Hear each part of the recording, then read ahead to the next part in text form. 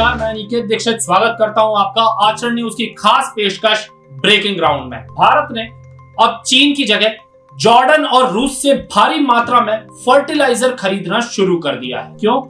इस रिपोर्ट में आपको विस्तार से समझाते हैं। खरीफ की बुवाई जो जून जुलाई में होती है उसमें खाद की जरूरत सबसे ज्यादा होती है। मई में भारत को डीएपी की जरूरत 9.4 लाख टन के मुकाबले स्टॉक 18 लाख टन की थी। वहीं भारत ने अब क्या किया है उसको थोड़ा विस्तार से समझते हैं। भारत को परेशान करने के लिए चीन ने अचानक फर्टिलाइजर यानी उर्वरक बेचना कम कर दिया है।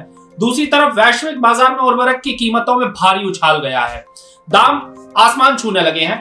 भारत के लिए यह स्थिति काफी परेशान करने वाली है। ऐसे समय में रूस भारत के लिए संकट मोचक दोस्त बनकर सामने आया है।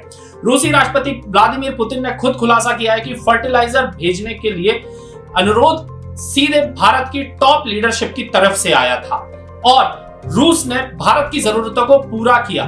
रूसी राष्ट्रपति पुतिन ने कहा है कि भारत को रूसी उर्वरक निर्यात को 4 गुना बढ़ा दिया गया है। रूसी उर्वरक उत्पादक संघ के अध्यक्ष आंद्रेई गुरिएव के साथ बैठक के दौरान इस बात का खुलासा हुआ है। आपको बता दें कि उर्वरक का आयात भारत, चीन और रूस जैसे देशों से करता है, लेकिन डीएपी की आपूर्ति में चीन की बड़ी भूमिका रही। लेकिन बीते महीने में बीजिंग में अपने घरेलू बाजार में दाम स्थिर रखने की बात करते हुए डीएपी के निर्यात पर प्रतिबंध लगाना शुरू कर दिया।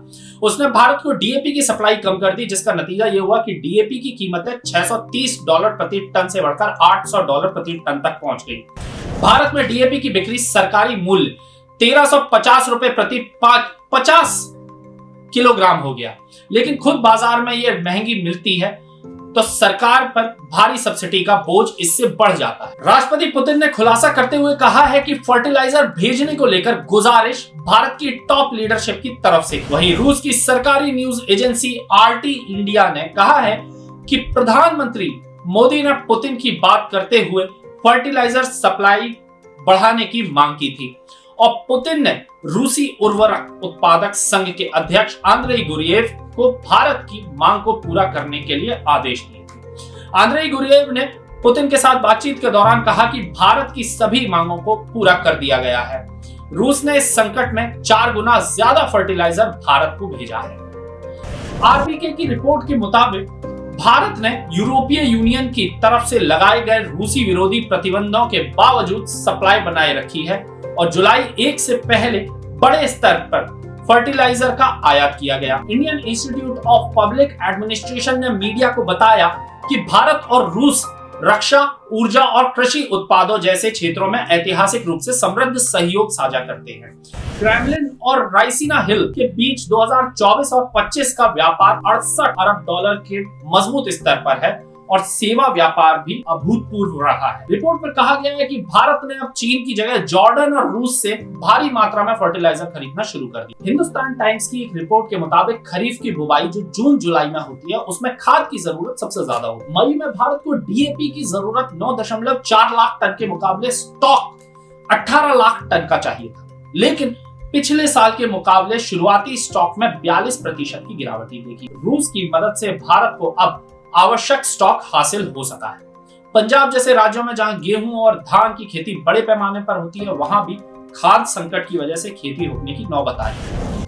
आरबीके की रिपोर्ट में कहा गया है कि रूस को अलग थलग करने के लिए यूरोप ने 1 जुलाई से रूसी फर्टिलाइजर पर प्रतिबंध लगा दिया था और उससे पहले ज्यादातर देशों ने रूस से भारी मात्रा में फर्टिलाइजर खरीद लिया था ताकि प्रतिबंध का उल्लंघन ना हो।